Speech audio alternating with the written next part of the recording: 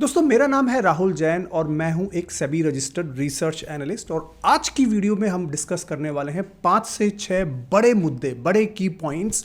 उनमें से पहला ये होगा कि अगर आप कंफ्यूज्ड हैं कि राहुल भाई पोर्टफोलियो में रिटर्न्स ही नहीं आ रहे हैं यार, हम तो इनफैक्ट लॉस में बैठे हैं, कोई 10 लाख के लॉस पे बैठा है, कोई 5 लाख के लॉस पे बैठा है, तो करे क्या, और ये सारा नेगेटिव जो रिटर्न्स का माहौल बना हुआ है ये क्यों बना हुआ है, ये एक बड़ा मुद्दा है। इसको टैकल करने की कोशिश करेंगे। दूसरा क्वेश्चन ये है कि जो अभी ईरान में जो वॉर चल रहा है उसका हमारे इंडियन स्टॉक मार्केट पे क्यों इंपैक्ट आ रहा है, वो समझने की कोशिश करेंगे। तीसरा, क्या हम अपनी एसआईपीज बंद कर दें, क्योंकि रिटर्न्स ही नहीं आ रहे मार्केट में, क्या करें हम, एसआईपीज बंद कर दें, इन्वेस्ट करना, निवेश करना बिल्कुल बंद कर दें, उसके ऊपर डिस्कस करेंगे। चौथा, कुछ जो समझदार लोग हैं जो ये कहते हैं कि यार अभी अच्छा मौका है मार्केट में निवेश करने का, उनके लिए मैं कुछ इंपॉर्टेंट बातें बताने वाला हूं। और पांचवा, उससे भी सबसे ज्यादा इंपॉर्टेंट, कि गोल्ड यानी सोने की कीमतों में अभी क्या चल रहा है, क्या माहौल बना हुआ है, इतनी सारी जियोपॉलिटिकल जो टेंशन चल रही है उसकी वजह से, उसके बारे में डिस्कस करेंगे। एक ही वीडियो में काफी सारा डिस्कशन करने वाला हूं, बहुत ही इंपॉर्टेंट वीडियो है। अगर आप मेरे चैनल पे नए हैं तो फटाफट से सब्सक्राइब कर लीजिए और बेल नोटिफिकेशन को जरूर से प्रेस कर दीजिएगा, जिससे आपको आने वाली सारी वीडियोस तुरंत टाइमली मिल जाए और आप तुरंत अपना नॉलेज अपडेट कर दें।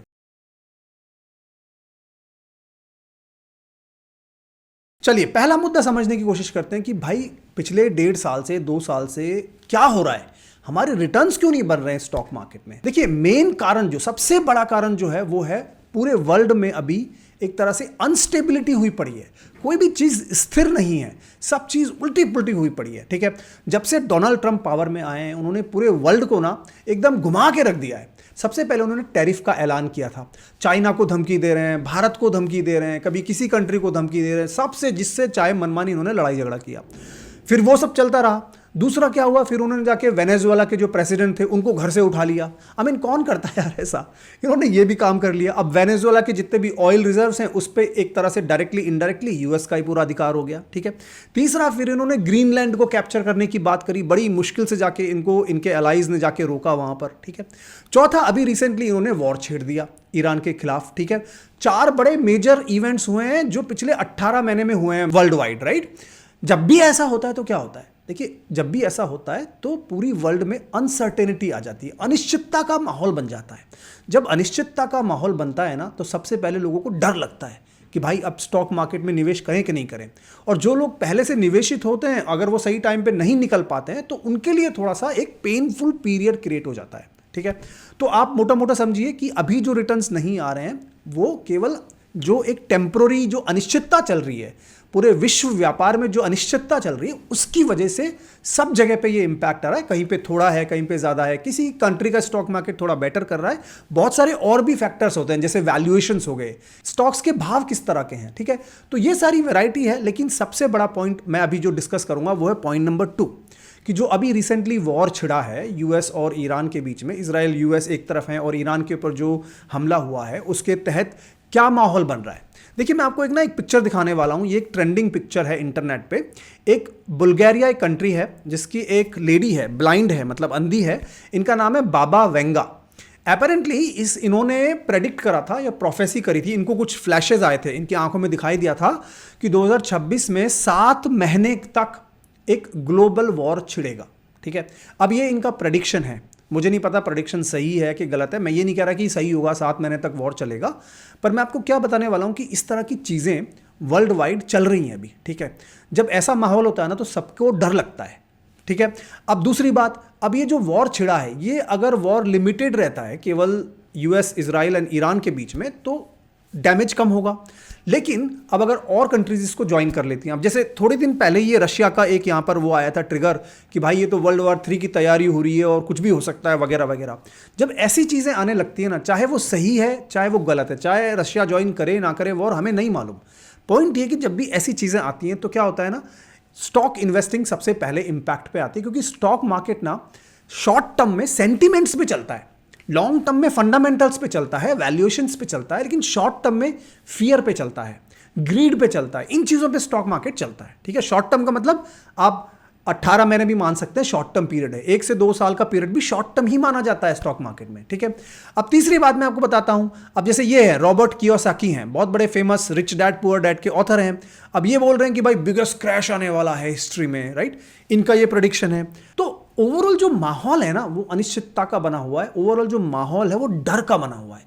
इसके वजह से स्टॉक मार्केट्स बहुत अच्छे रिटर्न्स नहीं दे रहे हैं, भारत का स्टॉक मार्केट बहुत अच्छा रिटर्न्स नहीं दे रहा है। ठीक है, अब मैं तीसरे पॉइंट पे आता हूं। तीसरा पॉइंट है कि राहुल ठीक है, वॉर झगड़ा तो वहां हो रहा है ईरान में, यूएस और इजराइल के बीच में, भाई हमको क्या लेना देना है, भारत में तो कोई झगड़े की बात ही नहीं है, हमारी इकोनॉमी बढ़िया कर रही है, जीडीपी ग्रोथ के नंबर देखो तो बहुत बढ़िया आते हैं। ठीक है, तो भाई हमारा मार्केट गिरता क्यों है, गिरता ज्यादा है उठता कम है, तो भाई ऐसा क्यों हो रहा है?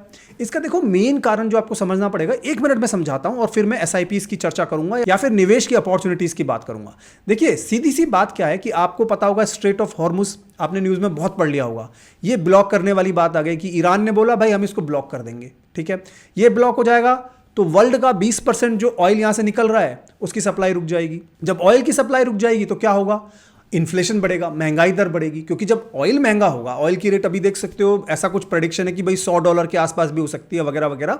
तो जब ऑयल की प्राइस बढ़ेगी तो महंगाई दर बढ़ने के चांसेस हैं। जब महंगाई दर बढ़ती है तो क्या होगा, इंटरेस्ट रेट्स जो होते हैं, जो सेंट्रल बैंक जैसे हमारी आरबीआई हो गई, वो क्या करती है, इंटरेस्ट रेट्स को घटाएगी नहीं फिर, क्योंकि महंगाई बढ़ गई तो महंगाई को कंट्रोल में करने के लिए इंटरेस्ट रेट्स को बढ़ा देगी। जब इंटरेस्ट रेट बढ़ेगा तो क्या होगा, मतलब जो उधार जिसको लेना है बिजनेसमैन को, उसके लिए तो फिर महंगा हो गया ना उधार लेना, बोरोइंग करना उसके लिए महंगा हो गया। तो जब बोरोइंग नहीं होगी तो वो अपनी कंपनी में निवेश नहीं करेगा, उसको कंपनी की फैसिलिटीज़ को नहीं बढ़ाएगा, नई फैक्ट्रीज नहीं खोलेगा। जब ऐसा नहीं होगा तो अर्निंग्स नहीं आएंगी, अर्निंग्स नहीं आएंगी तो स्टॉक मार्केट फिर अर्निंग्स पे ही काम करता है अल्टीमेटली।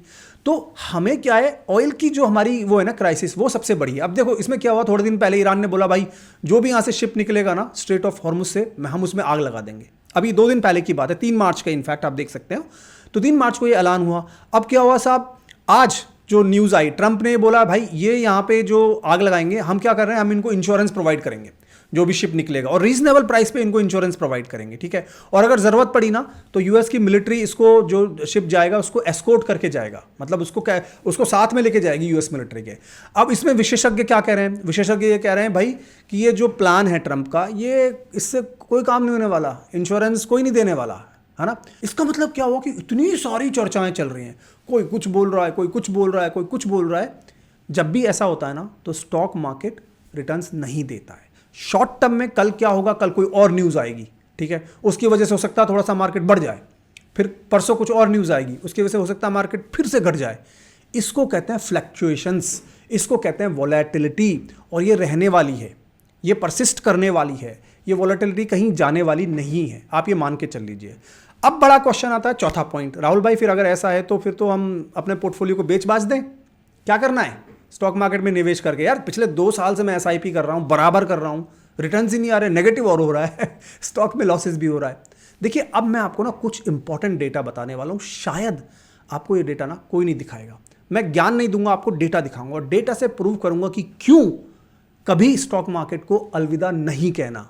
वो मूवी है ना कभी अलविदा नहीं कहना, वही वाला यहां पे रूल अप्लाई होगा। अभी दिखाता हूं डेटा आप देखिए। डेटा पॉइंट नंबर 1, 2003 में जब यूएस ने इराक में इन्वेजन किया था, अटैक करा था, हमला करा था, उस वक्त क्या हुआ था? उस वक्त मैं आपको मार्केट की कंडीशन दिखाता हूं। 2003 का जनवरी 2003 से अप्रैल 2003 का ये निफ्टी का डेटा है, मतलब हमारे भारत के स्टॉक मार्केट का। कितना गिरा था मार्केट? 16%, 16.43% का फॉल हुआ था। उस वक्त निफ्टी का लेवल क्या होता था? 900 से 1000 के बीच में निफ्टी रेंज करता था। कितना? 900 से 1000। आज निफ्टी कितना है? आज निफ्टी है 24,000 के पार। मतलब ठीक है, जब वॉर हुआ तो शॉर्ट टर्म में कुछ समय के लिए मार्केट गिरा, 16% बिल्कुल गिरा, आप देख सकते हैं डेटा। लेकिन वहीं अगर हम देखें 22 साल के बाद निफ्टी कहां पर है? निफ्टी 25 गुना है। मतलब क्या है कि शॉर्ट टर्म में मार्केट गिर सकता है, 10% आज भी गिर सकता है, कल भी गिर सकता है, लेकिन लॉन्ग टर्म में निफ्टी ने गेन किया है। लॉन्ग टर्म में हमेशा मार्केट ऊपर जा रहा है। क्यों जा रहा है? क्योंकि हमारे भारत की नॉमिनल जीडीपी ग्रोथ रेट, जिसको हम नॉमिनल जीडीपी ग्रोथ रेट को अगर हम डेटा देखें आपको पता लगेगा 12% ईजिली आ रहा है हर साल, और स्टॉक मार्केट उस ट्रेंड को फॉलो कर रहा है। तो अगर आप शॉर्ट टर्म में वरिड हैं, चिंतित हैं, आप थोड़ा सा अपना दिमाग को पीसफुल करिए और ये सोचिए कि भाई लॉन्ग टर्म में इन्वेस्टर हूं, मैं शॉर्ट टर्म के लिए यहां पे इन्वेस्ट नहीं कर रहा। शॉर्ट टर्म के लिए कभी भी स्टॉक मार्केट में इन्वेस्ट नहीं करा जाता। मिनिमम 3 से 5 साल का पीरियड मिनिमम होना चाहिए।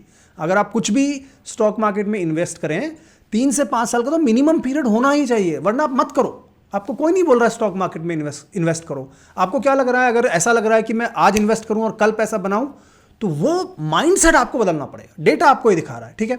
चलिए दूसरा डेटा दिखाता हूं मैं। दूसरा डेटा क्या है, अब आप देखो पिछले 45 साल का डेटा, 1980 से 2026 तक का डेटा, हर साल, हर सिंगल ईयर देखिए क्या हुआ है ड्यूरिंग द ईयर, मतलब जनवरी से दिसंबर के पीरियड में मार्केट गिरता है। कितना गिरता है? ऑन एन एवरेज 10 से 20% का डिक्लाइन होता है हर साल।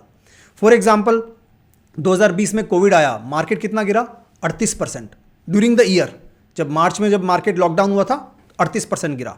लेकिन वहीं जब मार्केट क्लोज हुआ दिसंबर में तो कितना क्लोज हुआ? यहां पर देखिए डेटा कितना क्लोज हुआ, 16% ऊपर क्लोज हुआ। तो जब जिसने निवेश करा, जब मार्केट 38% डाउन था, उसको कितना गेन हुआ? 38% की तो भरपाई हुई प्लस 16%, मतलब कितना? 38 प्लस 16 54% का उसको प्रॉफिट हुआ। मैं ये नहीं कह रहा कि हमेशा प्रॉफिट होता है, मैं ये नहीं कह सकता कि हमेशा बॉटम पे ही आप इन्वेस्ट करोगे, किसी को बॉटम नहीं पता भाई। पॉइंट सिंपल है, हर साल मार्केट गिरता है 10 से 20% की एवरेज से, ये नेचर है मार्केट का, ठीक है। लेकिन मार्केट लॉन्ग टर्म में आपको रिटर्न्स दे रहा है। यहां पर जो डेटा दिखाया है पिछले 25 साल का डेटा है, कोई मजाक नहीं है। तो अगर आप सोच रहे हो कि यार मैं एसआईपीज बंद कर दूं अभी, तो ये भारी गलती है मेरे हिसाब से। कभी अपनी एसआईपीज को रोकना नहीं चाहिए शॉर्ट टर्म चिंता की वजह से, शॉर्ट टर्म फियर की वजह से। अगर आपका पोर्टफोलियो आज 5 लाख के लॉस पे है, तो जब तक अगर आप वो लॉस बुक नहीं करोगे ना, वो लॉस नहीं है, वो केवल डेटा है, एक नंबर है, ठीक है। वो आपके दिमाग में है, वो आपके पीएनएल में है, लेकिन आप अगर उसको बेचोगे नहीं तो वो आप लॉस में नहीं हो। और हो सकता है 3 साल बाद, 5 साल बाद, 10 साल बाद नेचुरली मार्केट रिकवर करे, क्योंकि मार्केट साइकिल्स में जाता है, ठीक है। अब आप दूसरी बात आपको मैं दिखाता हूं। अब देखिए 2020 से 2025 कोविड का टाइम लेते हैं, ठीक है। पिछले 5 साल में मार्केट कितना गिरा? 2020 में 38% गिरा, लेकिन आप 21, 22, 23, 24, 25 में देखोगे 10%, 16%, 7%, 10%। क्यों? ऐसा क्यों? इनफैक्ट 2014 से भी देखोगे ना आप तो 7%, 16%, 12%। ये इंट्रा ईयर है, मतलब ड्यूरिंग द ईयर, ठीक है। ऐसा क्यों मार्केट इतना कम क्यों गिर रहा है? 60%, 50% क्यों नहीं गिर रहा? जैसे कि 1992 में 47% का क्रैश, 2008 में सब 60% का क्रैश, 2000 में 39% का क्रैश। क्यों? अब क्यों इतना नहीं गिर रहा है? इसका मेन रीजन है एसआईपीस का फ्लो। मैं आपको डेटा दिखाता हूं। एफवाई मतलब फाइनेंशियल ईयर 2019-20 में कितनी एसआईपीस होती थी पूरे साल में? 1 लाख करोड़ की, ठीक है। 2025-26 में मतलब 5 साल के बाद एसआईपीस कितनी हो गई? 2,87,000, मतलब ऑलमोस्ट 3 गुना हो गई। जो एसआईपीस हम कर रहे हैं, जितने भी लोग कर रहे हैं, वो सारा एसआईपी का पैसा कहां जाता है? म्यूचुअल फंड हाउस के पास। इतनी सारी म्यूचुअल फंड कंपनीज हैं, वो क्या करती हैं? इस पैसे को स्टॉक मार्केट में इन्वेस्ट करती हैं आपके बिहाफ पे, राइट। तो जब इतना पैसा स्टॉक मार्केट में जा रहा है, तो जैसे ही थोड़ा सा मार्केट गिरता है तो म्यूचुअल फंड्स आके खरीद लेते हैं, थोड़ा और गिरता है थोड़ा और खरीद लेते हैं। इस तरह से मार्केट को अच्छे से सपोर्ट करके रखा है किन्होंने? DIIs ने। These are called mutual funds. DIIs domestic institutions ने हमारे मार्केट को संभाल के रखा हुआ है। तो जब भी थोड़ा बहुत मार्केट गिरता है तो मार्केट संभल जाता है। और ये ट्रेंड क्या आगे रहेगा? हाँ, अभी तो 5 ही करोड़ लोग भारत में एसआईपीस कर रहे हैं भाई। अभी तो हमारी जनसंख्या 140 करोड़ से भी ज्यादा हो चुकी है। देखिए धीरे धीरे एसआईपीस का दौर अभी चालू ही हुआ है, मेरे हिसाब से 5-6 साल ही हुए हैं। अभी गोल्डन टाइम तो बाकी है एसआईपीस करने का। और जितनी ज्यादा एसआईपीस होंगी ना भारत में, उतनी अच्छे हमारे मार्केट्स रहेंगे, वो ज्यादा गिरेंगे नहीं, ठीक है। तो अगर आप घबरा रहे हैं एसआईपीस को लेके, तो प्लीज आप उनको घबराएं नहीं। इनफैक्ट अच्छे से निवेशित रहें। इनफैक्ट जब भी मार्केट गिरता है तो आप अपने इन्वेस्टमेंट को और भी बढ़ा सकते हैं। मैं तो हमेशा ये करता हूं, जब भी मार्केट ज्यादा गिरता है तो मैं ज्यादा पैसे लगाता हूं। बहुत सिंपल सा मेरा इसमें एटीट्यूड चलता है। जितना मार्केट गिर रहा है तो इसका मतलब मैं अगर लॉन्ग टर्म में लगा रहा हूं, लॉन्ग टर्म के लिए लगा रहा हूं, तो मुझे कोई दिक्कत नहीं है। मुझे क्या परेशानी है? मुझे किसी से उधार लेके मैंने पैसा लिया नहीं है। हाँ, किसी से उधार लेके पैसे लेते हो तो वो गलत बात है, ठीक है। अब मैं आपको बताता हूं कि जो लोग मार्केट में इस अपॉर्चुनिटी में, जब मार्केट गिरा हुआ है, अपॉर्चुनिटी लेना चाहते हैं, तो क्या क्या उनके पास ऑप्शन है, 2-3 मिनट में क्विकली डिस्कस करते हैं। देखिए पहली चीज तो हम ब्रॉड इंडेक्सेस को समझने की कोशिश करते हैं। पहला है निफ्टी 50। निफ्टी 50 में क्या चल रहा है? क्या वैल्यूएशंस बहुत ज्यादा हैं? देखिए निफ्टी 50 का पीई रेशो अभी चल रहा है 21.4। क्या ये ज्यादा है? क्या ये कम है? तो देखिए 5 साल की अगर हम एवरेज देखते हैं तो वो है 23.06। 5 साल के एवरेज से काफी कम है। तो ऐसा तो है नहीं कि हमारे मार्केट्स ओवर वैल्यूड हैं, राइट। दूसरी बात, अगर मैं पिछले 5 साल का आपको डेटा दिखाऊं तो पिंक लाइन आपको जो दिखाई दे रही है, ये कहलाती है निफ्टी की पीई रेशो। अभी निफ्टी पीई रेशो कितना है? 21.42। What is PE ratio? Price divide by earnings per share, ठीक है। तो अगर हम इसको देखें तो पिछले 5 साल में, जैसे यहां पर मान लीजिए 20 के आसपास गिरा था, ठीक है, 20 से ज्यादा नहीं नीचे गिरा। यहां पर देखिए यहां कितना गिरा है? ऑलमोस्ट 20.81। यहां पर कितना है? देखिए 20.45। यहां पर कितना है? देखिए 20.12। मतलब क्या है कि पिछले 5 साल में अगर आप जाके देखोगे तो 20 से नहीं नीचे गिरा है ये, ठीक है। एक बार ऐसा हुआ है, यहां पर देखिए 18.99, मतलब 19 पे गया है, ठीक है। तो मतलब 20 से ज़्यादा का पी, अगर 20 के आसपास अगर आपका पी है तो इसका मतलब ठीक ठाक वैल्यूएशन है, मार्केट उससे ज़्यादा गिरा नहीं है एक्चुअली, ठीक है। तो 20 पी रेशो का मतलब क्या है? 20 पी रेशो का मतलब सिंपल है, अगर मैं आपको अर्निंग्स पर शेयर दिखाऊं, ठीक है, तो अर्निंग्स पर शेयर जो दिखेगी आपको दिखेगी तकरीबन 1142 1150 के आसपास। तो अगर मैं 1150 मतलब अर्निंग पर शेयर को, और अगर मैं इससे मल्टीप्लाई करूं आपके पी रेशो से जो कि है 20, कितना निकल के आता है? 23,000 के आसपास निकल के आता है, ठीक है।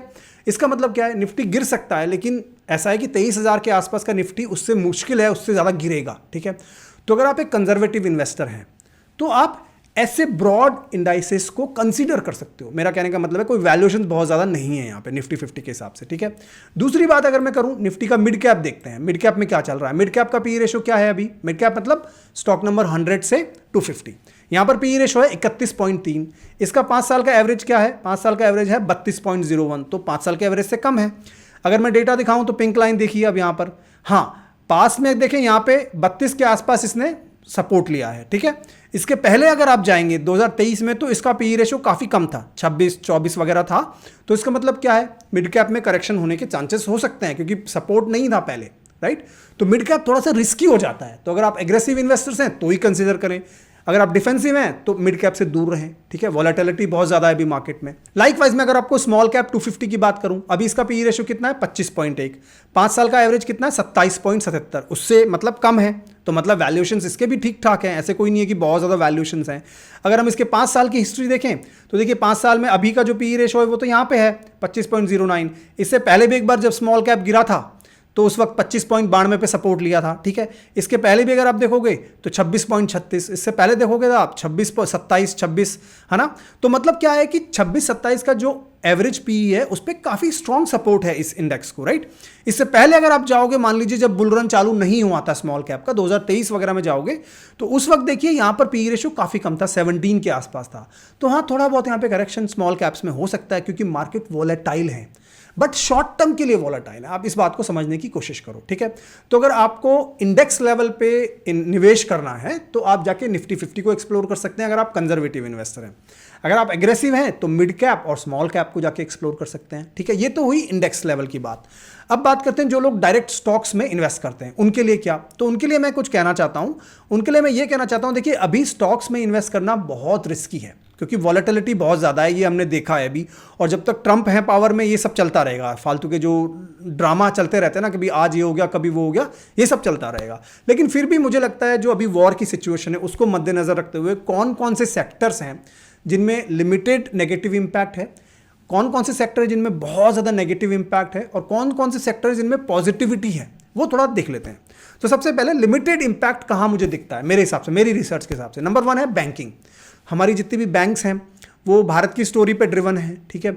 हाँ, इनमें भी इंपैक्ट हो सकता है, क्यों? क्योंकि अगर महंगाई दर बढ़ती है तो उसमें इंपैक्ट आ सकता है, लेकिन बहुत ज़्यादा इंपैक्ट आने के चांसेस कम हैं। और अगर इंपैक्ट आएगा भी, अगर इनके स्टॉक प्राइसेस गिरेंगे भी, तो आप मान के चलिए कि रिकवरी बहुत जल्दी होगी, ठीक है। वही बोलता हूँ मैं, 1-2 महीने गिर के वापस रिकवर करने से उसको लिमिटेड इंपैक्ट ही माना जाता है, ठीक है। तो बैंकिंग हो गया। दूसरा ऑटो हो गया, ऑटो सेक्टर, 2 व्हीलर है, ये कार्स वगैरह है, ठीक है, एसयूवीज हैं, ईवीज हैं, सब। तीसरा रियल एस्टेट। रियल एस्टेट में प्रॉपर्टीज़ वगैरह मार्केट अभी बहुत थोड़ा स्लो है, ठीक है, लेकिन काफ़ी गिर चुका है रियल एस्टेट मार्केट। ऑलरेडी आप इंडेक्स जाके देखिए बहुत गिर चुका है, ठीक है। तो ये 3 सेक्टर हैं जहाँ पे मुझे लगता है कि वैल्यू है इनमें, क्योंकि इनमें रिस्क कम है, इंडिया की स्टोरी है, बाहर टैरिफ्स और इन सबसे कोई लेना देना इनका कम है, ठीक है। ज़्यादा इंपैक्ट वॉर का कहाँ दिख रहा है? एक तो एविएशन, मतलब जो एयरलाइंस वगैरह हैं उनमें है, बहुत सारी फ्लाइट्स डिसरप्ट हो चुकी हैं। ऑयल की प्राइसेस बढ़ेंगी तो एयरलाइंस को सस्टेन करना बहुत मुश्किल होता है, उनकी इनपुट कॉस्ट बढ़ जाती है, ठीक है। होटल्स टूरिज्म है, सारी होटल्स टूरिज्म बंद हो जाने वाला है because of war situation. Then ports and logistics, अब जितने हमले हो रहे हैं पोर्ट्स लॉजिस्टिक्स खतरे में आ जाते हैं, शिपमेंट्स रुके हुए हैं, राइट। पेंट्स हैं, पेंट्स की जितनी भी कंपनीज हैं उनके लिए बहुत बड़ी प्रॉब्लम है, क्योंकि ऑयल की प्राइस बढ़ती है तो पेंट की प्राइस बढ़ जाती है। राइस एंड टी का एक्सपोर्ट है, तो भारत बहुत सारा राइस मिडिल ईस्ट कंट्रीज में एक्सपोर्ट करता है। आई थिंक ईरान में हम लोग 25% तक का हमारा जो राइस है वो ईरान में जाता है, ठीक है। और टी बहुत एक्सपोर्ट करते हैं हम भारत से। वो सारे बिजनेसेस में प्रॉब्लम होने वाली है, क्यों? क्योंकि मिडिल ईस्ट में तो वॉर छिड़ा हुआ है वहाँ पे, ठीक है, तो वो डिसरप्ट हो सकता है। ऑयल मार्केटिंग कंपनीज हैं उनमें भी डाउनफॉल देखा जा सकता है, ठीक है। तो ये सारे सेक्टर्स जो है ना थोड़े अभी रिस्की सेक्टर्स हैं मेरे हिसाब से। पॉजिटिव सेक्टर्स अभी कौन से बने हुए हैं? एक तो डिफेंस का बना हुआ है पॉजिटिव, ठीक है। लेकिन डिफेंस में मैं हमेशा कहता हूँ डिफेंस की जितनी भी कंपनीज हैं उनमें अच्छा टाइम इन्वेस्ट करने का तब होता है जब वॉर नहीं होता है, क्योंकि जैसे ही वॉर आता है ना तो सब लोग डिफेंस खरीदने लग जाते हैं और उसके वैल्यूएशन बहुत ज़्यादा हो जाते हैं, ठीक है। और ऑयल प्रोड्यूसिंग कंपनीज हैं, उनके लिए थोड़ी गुड न्यूज़ है, ठीक है। तो ये मोटा मोटा मैंने आपको ब्रॉड व्यूज़ दिया है। अगर आपको म्यूचुअल फंड्स एक्सप्लोर करने हैं या कोई सेक्टोरल म्यूचुअल फंड्स एक्सप्लोर करने हैं तो आप इनके हिसाब से कर सकते हो। कोई यहाँ पे मेरी रिकमेंडेशन नहीं है, बट मैंने आपको एक ब्रॉड व्यू मेरी रिसर्च के हिसाब से दिया है। ऑफ कोर्स आप अपने फाइनेंशियल एडवाइजर से कंसल्ट कर लीजिएगा निवेश करने से पहले, और ज़रूरी नहीं है आप निवेश करो यार, आप थोड़ा सुरक्षित रखिए, थोड़े दिन के लिए मत निवेश करिए, मतलब अपनी एसआईपीज़ को मत रोकिए। लेकिन अगर आपको और लमसम निवेश करना है तो अगर आपको डर लगता है तो मत करिए। अगर आपको डर नहीं लगता है, आप थोड़े समझदार हैं, मैच्योर हैं, आपको थोड़ा टाइम भी हुआ है, आपको समझ में आता है कि हाँ यार राहुल बोल तो सही रहा है कि वॉलेटिलिटी शॉर्ट टर्म के लिए, अगर मैं लॉन्ग टर्म सोचूं तो मे बी अच्छा टाइम तो वही होता है ना जब मार्केट गिरा हुआ होता है, क्योंकि अब जब म्यूचुअल फंड खरीदने जाओगे आप तो सेम पैसे से आपको ज़्यादा म्यूचुअल फंड यूनिट्स मिल सकती हैं, ठीक है। लेकिन आपको निवेशित रहना है। आप ऐसे नहीं सोच सकते कि आज मैंने किसी म्यूचुअल फंड को खरीदा और 6 महीने बाद मुझे बेचना है तो मुझे पैसे बनाने हैं, वो यहाँ पे स्ट्रैटेजी बिल्कुल नहीं चलेगी, ठीक है। तो ये सारी बात हुई इंडियन स्टॉक मार्केट की। अब मैं आता हूँ गोल्ड के ऊपर। गोल्ड में क्या चल रहा है? देखिए गोल्ड में अभी बहुत ज़्यादा वॉलेटिलिटी चल रही है। अभी कभी 5165 के आसपास दाम हो जाता है, ये डॉलर्स में है, ठीक है, 1 आउंस का। कभी 5300 पहुँच जाता है, कभी 5000 आ जाता है, काफ़ी वॉलेटाइल है। गोल्ड में 2 चीज़ें हैं जिसकी वजह से मेन प्रॉब्लम हुई पड़ी है। एक फैक्टर की वजह से गोल्ड की प्राइस कम होती है और दूसरे फैक्टर की वजह से गोल्ड की प्राइस बढ़ती है, ठीक है। क्या है दोनों फैक्टर, समझते हैं। देखिए पहला फैक्टर आता है कि गोल्ड में हो क्या रहा है। अभी मैं आपको डेटा दिखाना चाह रहा हूं। देखिए अभी क्या हो रहा है, दुबई में जो प्रॉब्लम्स क्रिएट हो रही हैं, जो वॉर चल रहा है उसकी वजह से, वहाँ से गोल्ड के जो शिपमेंट्स हैं ना वो आना बंद हो गए हैं ऑलमोस्ट। दुबई है एक ट्रांजिट हब गोल्ड का, यहाँ से गोल्ड जाता है स्विट्जरलैंड की तरफ, हांगकांग की तरफ, भारत की तरफ भी आता है बहुत सारा गोल्ड। लेकिन अभी फ्लाइट्स कैंसिल हो रही हैं वॉर की वजह से, मिसाइल्स दागी जा रही हैं, जिसकी वजह से क्या हो रहा है कि गोल्ड की जो सप्लाई है वो डिसरप्ट हो रही है। जब फिजिकल गोल्ड की सप्लाई डिसरप्ट होती है तो क्या होता है, उसकी डिमांड तो वही की वही है और सप्लाई डिसरप्ट हो रही है तो क्या होता है, उसके भाव बढ़ने लगते हैं, ठीक है। तो एक ये रीज़न है जिसकी वजह से गोल्ड की प्राइसेस थोड़ी बढ़ रही हैं, ठीक है। लेकिन साथ में दूसरा फैक्टर भी है जिसकी वजह से गोल्ड की प्राइसेस घट रही हैं। वो क्या है? देखिए ऑयल महंगा हो रहा है, ये हम सबको मालूम है, क्योंकि लड़ाई चल रही है खाड़ी देशों में, ठीक है। इसकी वजह से ऑयल की प्राइस बढ़ रही है। जब भी ऑयल की प्राइस बढ़ती है तो क्या होता है, उसका इंपैक्ट, उसकी वजह से महंगाई जो दर है, इन्फ्लेशन जो है वो बढ़ जाती है, ठीक है। जब महंगाई बढ़ती है तो क्या होगा, तीसरा फैक्टर आता है कि जो यूएस है या और भी सेंट्रल बैंक्स हैं, यूएस की जो फेड है वो क्या करती है, वो इंटरेस्ट रेट्स को नहीं कम करती है, वो इंटरेस्ट रेट को इनफैक्ट या तो होल्ड करके रखेगी या इनफैक्ट बढ़ा देगी, ठीक है। और जब इंटरेस्ट रेट्स बढ़ जाते हैं तो क्या होता है, जब इंटरेस्ट रेट बढ़ जाते हैं ना तो लोग बॉन्ड्स में इन्वेस्ट करने लगते हैं, ठीक है। क्योंकि वहाँ पे क्या होता है कि बॉन्ड्स में उनको अच्छा पैसा मिलेगा, रिटर्न मिलेगा, और बॉन्ड सेफ भी होते हैं। बॉन्ड्स में जाने के लिए उनको क्या चाहिए होता है, उनको डॉलर्स की ज़रूरत पड़ती है। पांचवा फैक्टर, डॉलर्स की ज़रूरत पड़ती है तो उसका मतलब क्या है, वो यूएस डॉलर खरीदते हैं, मतलब यूएस डॉलर स्ट्रांग होने लगती है, मतलब कि यूएस डॉलर की डिमांड आने लगती है। और जब भी यूएस डॉलर स्ट्रांग होता है ना, टिपिकली गोल्ड की बाइंग कम हो जाती है, क्योंकि लोग क्या करते हैं ना, जब लोग यूएस डॉलर में इन्वेस्ट करते हैं ना तो गोल्ड की प्राइस डिमांड धीरे धीरे कम होती है। तो अब यहाँ पे कॉन्फ्लिक्टिंग, मतलब कि 2 अपोजिंग फैक्टर हो गए। एक तो फिजिकल शिपमेंट की वजह से प्रॉब्लम हुई तो उसकी वजह से तो गोल्ड की प्राइस बढ़ रही है, लेकिन जो ये मैंने मैक्रो आपको समझाया है कि ऑयल से रिलेटेड जो प्रॉब्लम है उसकी वजह से गोल्ड की प्राइसेस घट रही हैं। इस वजह से कभी ये ऊपर जाता है, कभी ये नीचे होता है। इस वजह से गोल्ड की प्राइसेस वॉलेटाइल हैं। शॉर्ट टर्म में गोल्ड से दूर रहें। अगर आपको सट्टेबाजी करनी है कि आज खरीदूं कल बेच दूं, उसमें आपका फायदा भी हो सकता है, उसमें आपका नुकसान भी हो सकता है। शॉर्ट टर्म में गोल्ड की प्राइसेस को प्रेडिक्ट करना इम्पॉसिबल है, ठीक है।